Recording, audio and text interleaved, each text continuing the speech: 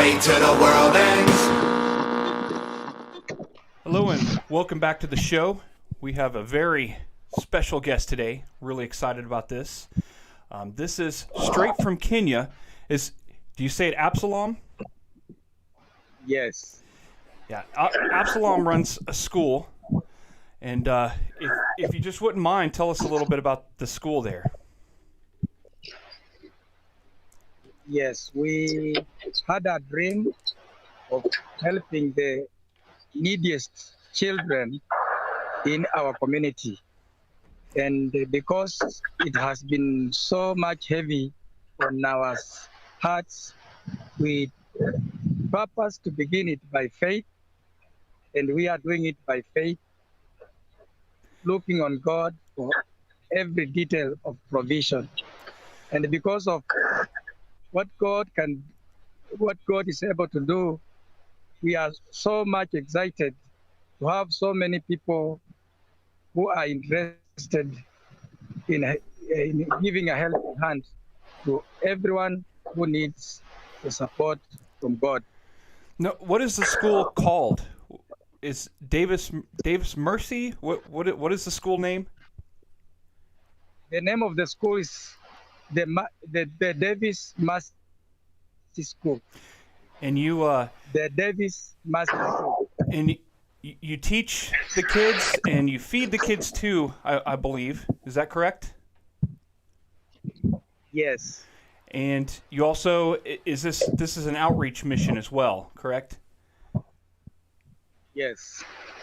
So the kids are getting they get general education. Is that true too? Like reading and math and stuff like that. Yes.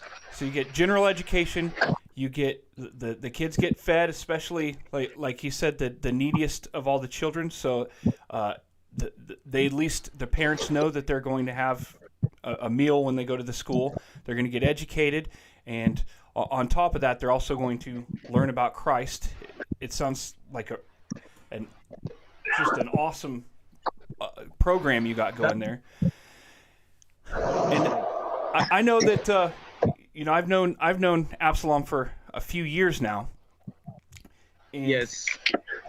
And is there any direct way people can support it, or is it kind of the way that I have been doing it over the last few years? Is there any more I guess easier way for people to donate to this school? We thought of an easier way, but to get it to maybe to our website, it has been a challenge to us. And because of that, we have just been doing it directly the way you have been doing it to support us. Well, I'm not sure what the rules are on GoFundMe, but as soon as this is over, I'm going to look through what the stipulations are on GoFundMe and see if I can't set a GoFundMe up from my end here to allow people to better, without just contacting you or contacting me. So if people want to donate to the school or help with this mission or this, it's just a really amazing program. And you're in an area that a lot of people wouldn't just be able to get to, right? You're kind of in an out of the way area.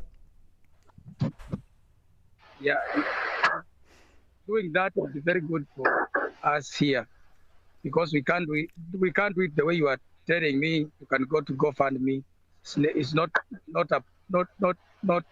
We can't just do that way here. Okay. Well, Yeah. I'm sure that we can figure out some way to make it easier, or if possibly my listeners could contact me, and I know it's been hard over the last few years. Have you been affected by these last few years of coronavirus there? Yeah. Been so much, so many things have just changed. And so I know that you were building some more buildings, and when I say this is kind of out of the way, if I remember right, you're building your own or making your own bricks. Was that correct? Yes. Okay, so they're Yes. actually constructing their own buildings from the ground up, And I know a while back you had some horrible flooding there, and it was threatening your buildings. Did you lose any buildings? Were you able to move forward on your buildings? We haven't moved any further. We are still at the brick level. We have the bricks are ready, but we haven't had an opportunity to start the process of building new buildings. Yeah. We are down. And I'm not sure if go on. The school is home. The school takes place in the church. I'm not sure. I'm not sure if I have any more video of that. I'll try to find some, and if I can, I'll put it up here so people can see. It was pretty amazing.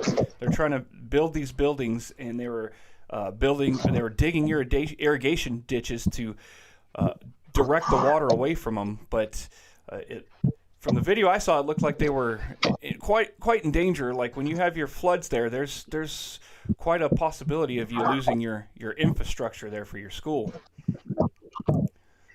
There was that possibility, but we are still just at the level I sent you photos.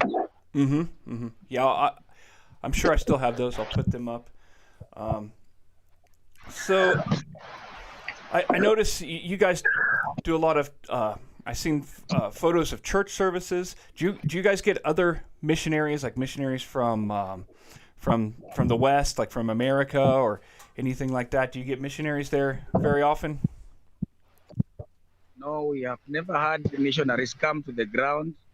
We only have friends like you, just two people, you and another person. And Rick, you and Pastor Rick, who became sick sometimes back and is now recovering. Okay, I only know of him as he's kind of I think I may have met you through him, and he's an acquaintance. Yes. I don't know him very personally. I kind of wondered what happened to him, but I guess he hasn't been in the public eye very much because he's been sick. I think that's probably the best way. It sounds like you're. I know that you're a very good Christian brother, and I know you know what you're about, and I think it's probably better if we support you rather than if other people come there. I mean, that's a lot of expense for somebody to come, and the only thing I could see is it might bring a little more attention to what you're doing there. But it's probably better that people that this is a great opportunity to anybody that wants to support you, with what you would spend to send to a place like this that Absalom is running, and what they do is amazing. They're teaching the kids, feeding the kids, giving the kids the opportunity to receive Christ, and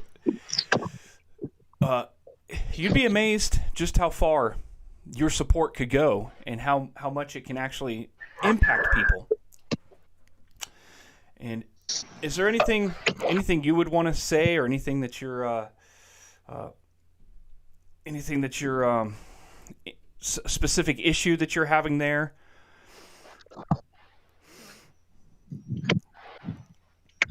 Or anything you want to bring light to? This is kind of a lot of people, regrettably, and we are asking if God can open a way or a door. We are just happy to have friends like you to partner with us in this great mission that God has laid on our hearts. And we trust that we are able to do much to help many people if we come together in unity and unity of purpose. The purpose being helping the neediest people, the neediest children in our community. That would be something that will bring joy to us, and also will bring joy to God when we do what God wants us to do faithfully. Yeah, that is amazing. And this is the first time I've talked to Absalom, even though I've known him for years, and I am amazed at how great your English is.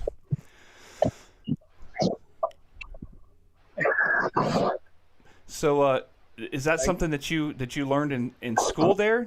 Because if you don't have very many missionaries, it's pretty impressive that you can speak so fluently. There are so many things here, and so many things. Priority being food Mm-hmm. and the books we need for supplementing our Kenyan curriculum, and also if we can, because most of our teachers are volunteer teachers, if we can have a way to support our teachers, giving them something that will motivate them to offer their services to our children, it will be highly appreciated. Those are the basic needs that we need in our school now. Moving forward, maybe in the near future, we will be constructing new classrooms. We have we have gotten some spacious land where we can be able to build at least a few classrooms that can house these children as they receive education. Yeah, that's an amazing job you're doing there. That's I'm very fortunate to have been able to support you over the years, and I hope that the opportunity continues to be there, and it's a very rewarding thing. And I know, I mean, you're on the ground. You see the kids. You know more about just how impactful it is. It's most of the people that are going to be watching this are in America or from a Western world, and they just can't understand how you don't have really a safety net for everybody. You don't have really a guarantee that all the kids are going to get all the food and education and everything they need, and this can really help them, not just in their spiritually, because you teach them and everything, but it'll help them for their whole lives. They got a better chance at the future, and we'll find some way to be able to allow people to support better if they're able to. And I'm really glad that you're able to come on the show. And I don't want to keep you very long. I know you're very busy, and it's very hot out there, and it's not the easiest thing to do a messenger call from this distance. So is there anything you want to say just going out before we get off here? And just to say thank you very much for having me on the show. This is my very first time to appear on the show, and it's so amazing. I just want to say thank you very much. Hopefully, I know we will have more of this often in the future. Thank you, and may the God of heaven bless you, bless everybody who is willing and interested of being a part of this noble work that God has laid upon our hearts. Thank you very much. Thank you. It's a real honor having you on here and thinking about you. And we love you here, brother. So we'll talk to you later.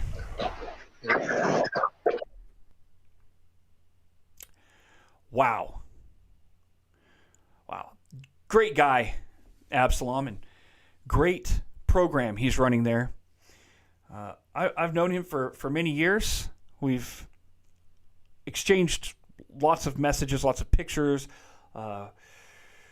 corresponded, and I guess, been through a lot of parts of our lives together. But where he's at now is not the easiest place in the world to get technology to work consistently, and so being able to talk to him like that in person was a pretty big deal for me. I hope you guys enjoyed it too.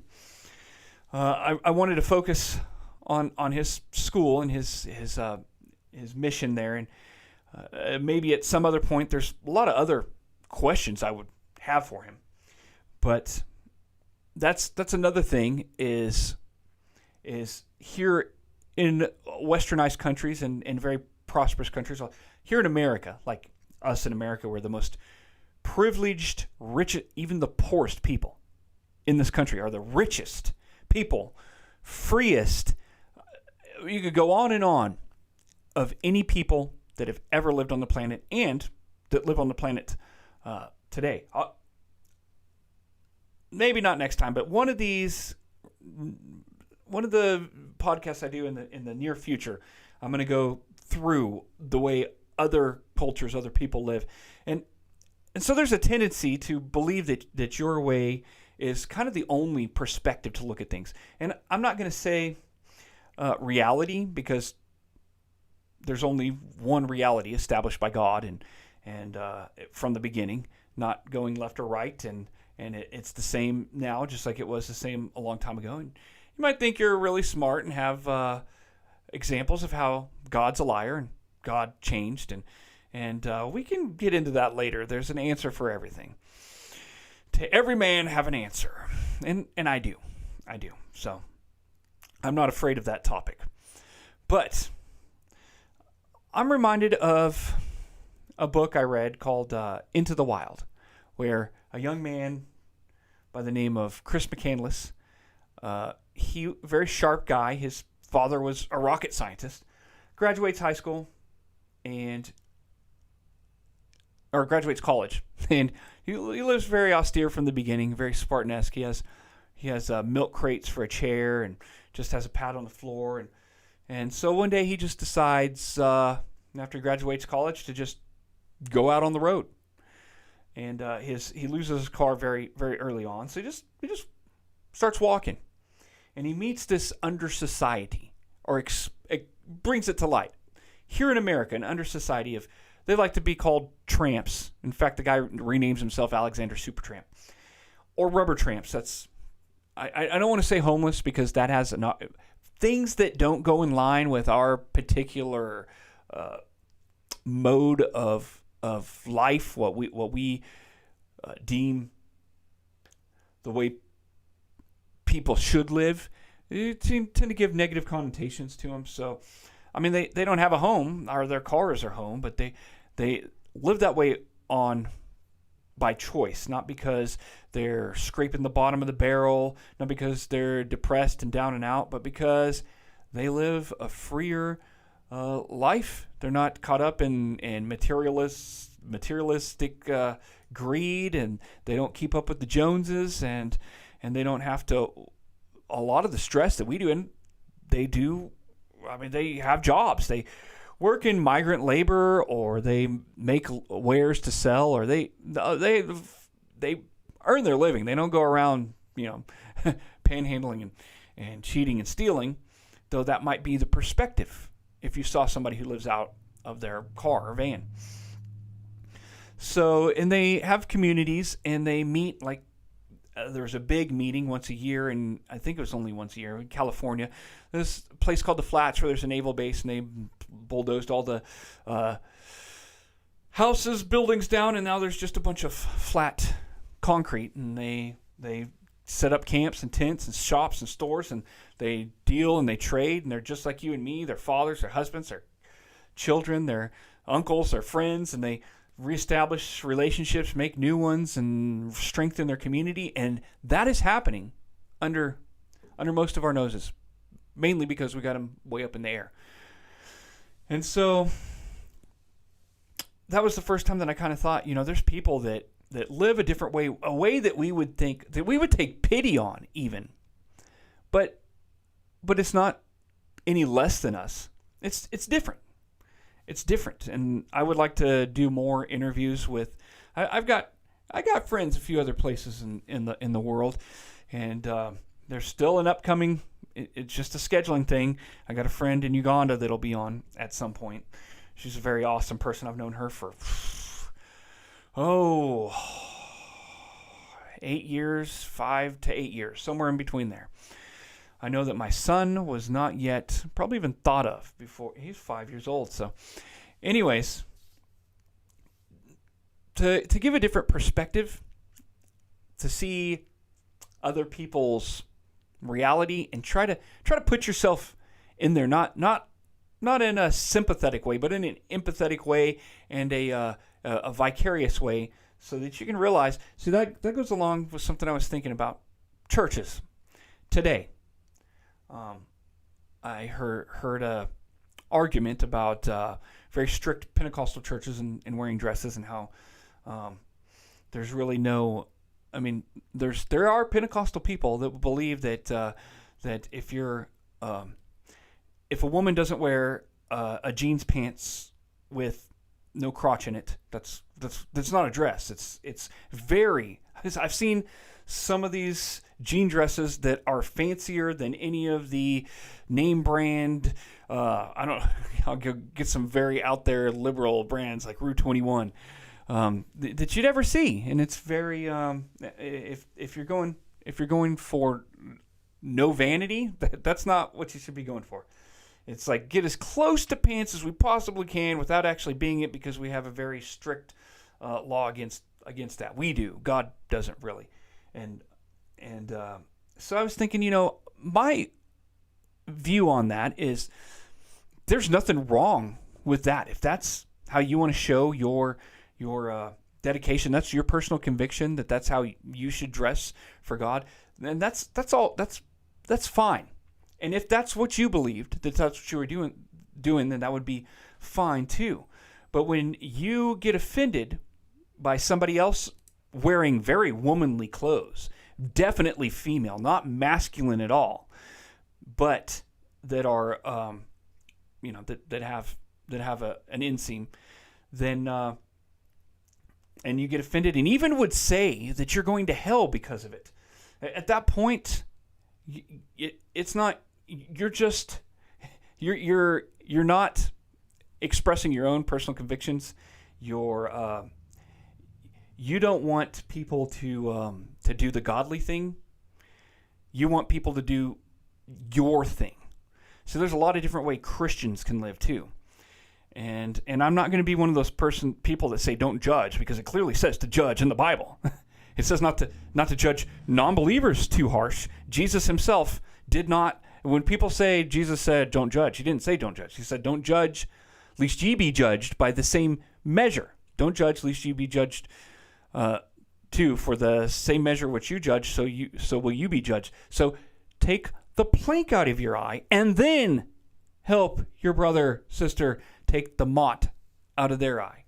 Do you not know that you yourself will judge the angels? What business do we have with non-Christian things? But in the church, in the body, I'm not going to say in a church. There's a lot of churches that judge based on bylaws and denominational norms and stuff that has nothing to do with the Bible. If a lot of people, if that's your walk with God, that's fine. But there are other modes of Christianity. They're very extreme from most of the prophets drank wine and definitely didn't shave their beard or even present themselves as prim and proper. They were look at John the Baptist, was a dirty dude with matty hair and ratty clothes. And that's why it says in your church, if somebody walks in and they look filthy, don't look down on them. The worship leader that's looking down on him needs to get his booty out of the seat and let him sit down. So there's another. I digress. Different points of view. If my brain would work a little better, and there's different experiences in this same reality, and your experience and perspective isn't the only one, and it's not the best one. It's not the most right one, and that doesn't mean that it's not right and it's not good. And it doesn't mean that any one is better than that. It just means there's different ones. And as Christians and as just decent human beings, we need to kind of expose ourselves to more ways that people live and think, and it makes the world a better place. And I really thank Absalom for coming on. I once with the little bit I was able to give, and this is one thing I like to do, support places like this. For one thing, we Westerners think we can go all over the place and do it better. We can't. They can do it the best. Their people can help their people the best, and we should support them every way we can. And there's other missions that I could that I could support, and I could give a lot, and it'd be a drop in the bucket and barely make a difference. I could give what meager I can here, and with one of my what I was able to give, they bought corn and grew their own corn and multiplied that like tenfold, and it was he showed me the whole process as it happened, and it was just awesome, and I'm very honored that God was able to do that through me, and He can do that through you, and it'll be just as rewarding. You can do so much with what would be inconsequential to most of us. And so, if nothing else, if I can find no other way, I'll just put a link to his Facebook in here. So, if you couldn't tell, hopefully I did a good enough transition. You couldn't tell. I have had some more technical troubles with this. So I'm going to cut this one as short as I can. I'm going to go ahead and get off. And, man, I had a lot of fun with this one. I hope you liked it. If you did, share this, especially this one. Subscribe, like, and until next time, I'll see y'all later.